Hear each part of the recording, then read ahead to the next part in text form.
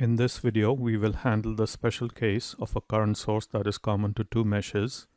The circuit shown is planar. It has three meshes defined by the mesh currents I1, I2, and I3. The 5 ampere current source is common to the meshes defined by the currents I1 and I2, and it requires special processing because we cannot write the voltage across the source in terms of the mesh currents and other known element values. However, by looking at the direction of current flow, we can write that the 5 ampere source is equal to the currents I2 minus I1. And this is the first equation that will be useful in mesh analysis for this circuit. We begin mesh analysis by writing KVL for the mesh defined by the current I1. We have a voltage drop of 30 I1 across the 30 ohm resistor. We cannot write the voltage across the current source in terms of mesh currents and other element values. So we will introduce an unknown variable Vx across the voltage source with the polarity shown, and it follows the passive sign convention for the source. To complete the KVL for mesh defined by current I1, we have a voltage rise which is given with the minus sign, and we write down Vx is equal to 0 to satisfy KVL for this mesh. We will write KVL for the mesh defined by the current I2. This time we have a voltage drop of Vx. Voltage drops are given with a positive sign. We write down plus Vx, plus another voltage drop of 7.2 I2, and finally another voltage drop of 64 times I2 minus I3. And this must be equal to 0 to satisfy KVL.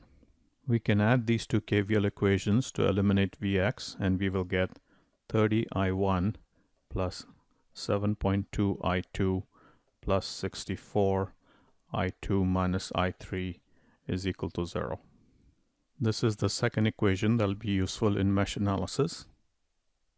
Writing KVL for the last mesh defined by the current I3, we will get a voltage drop of 64 multiplied by I3 minus I2, plus another voltage drop of 6 I3, and finally the last voltage drop of 10 I3 is equal to 0 to satisfy KVL.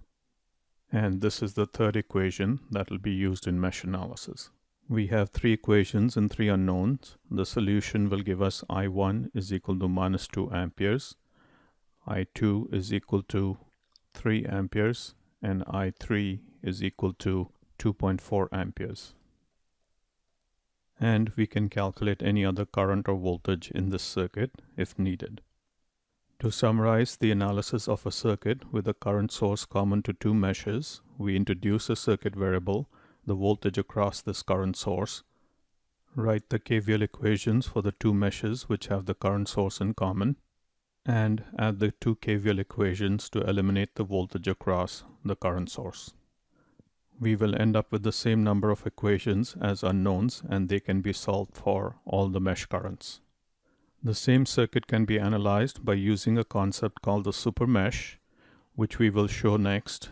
This circuit is the same one as we just solved, and we have a current source 5 amperes that is common to two meshes, that is defined by the currents I1 and I2. We will consider a supermesh to be a combination of these two meshes, and the circulating current in these two meshes is flowing in the direction shown. Note carefully that the current flowing at different points in the supermesh is different. The first equation is the relationship between I1 and I2, which is the same as given previously, that 5 amperes is equal to I2 minus I1. We will also define the current through the third mesh as I3.